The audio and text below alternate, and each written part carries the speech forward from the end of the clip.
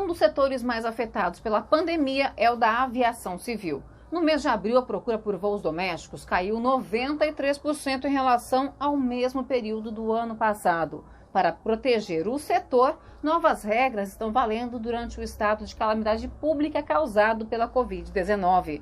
Mas e como ficam os direitos dos passageiros? Desde o dia 14 de maio, a ANAC, a Agência Nacional de Aviação Civil, suspendeu uma série de obrigações das empresas de transporte aéreo durante o período da pandemia, o que chamou de flexibilização dos direitos e deveres dos passageiros. Pelas novas regras, diminui a antecedência com que as companhias aéreas devem comunicar o passageiro sobre eventuais alterações no voo, como o horário e o trajeto. O prazo passou de 72 para apenas 24 horas antes do horário original da partida. As empresas não precisam fornecer alimentação e hospedagem aos passageiros se os atrasos, modificações ou cancelamentos forem provocados pelo fechamento de aeroportos e fronteiras por determinação das autoridades. E estão ainda desobrigadas de garantir a viagem do consumidor o quanto antes, nem que seja por outras companhias aéreas ou por outra modalidade de transporte, se houver algum voo previsto da empresa contratada para o mesmo destino. A ANAC também aumentou de 10 para 15 dias o prazo de resposta às manifestações dos passageiros feitas diretamente pelos canais das companhias aéreas ou pelo site consumidor.gov.br. Essas medidas, elas não vêm para contribuir para os consumidores. Elas não são medidas que visam resguardar direitos dos passageiros.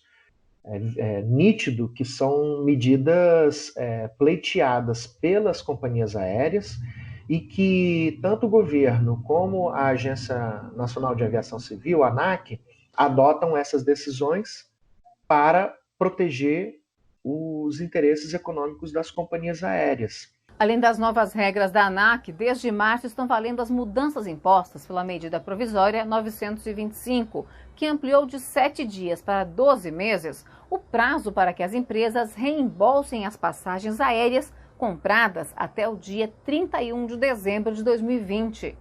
O consumidor tem direito a remarcar a viagem, ficar com o crédito para uso futuro ou recuperar o valor pago. Tudo isso sem custos extras se a reserva for alterada pela empresa.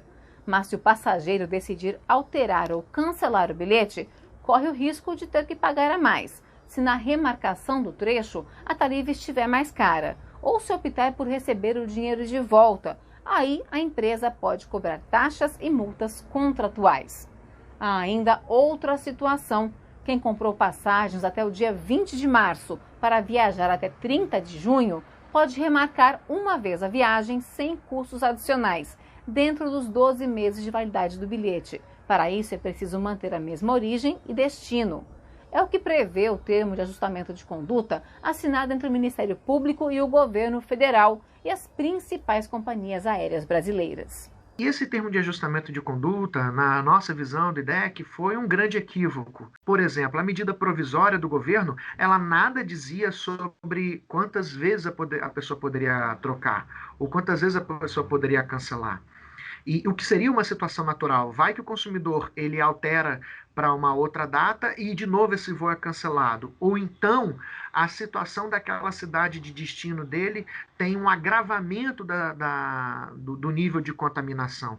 É legítimo que essa pessoa novamente sinta a necessidade de não fazer essa viagem. Ainda segundo a ANAC, o novo e longo prazo de 1 ano para reembolso não vale se o consumidor cancelar o bilhete dentro do período de arrependimento da compra feita pela internet, que para passagens aéreas é de até 24 horas após a confirmação.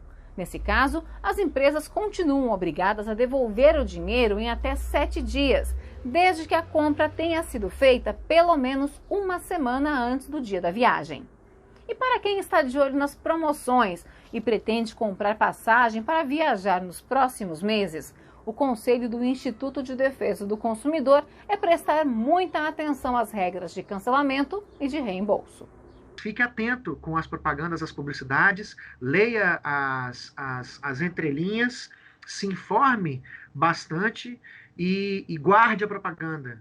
Faça uma cópia dessa imagem que você recebeu por e-mail, pela internet, porque se a empresa não transmitiu as informações corretas e adequadas, se ela escondeu alguma informação agora que depois vai utilizar contra você no momento futuro, se essa propaganda foi enganosa, você vai ter uma prova de que foi enganado e a empresa vai ter que cumprir aquilo que ela prometeu, aquilo que ela deixou mais claro na publicidade.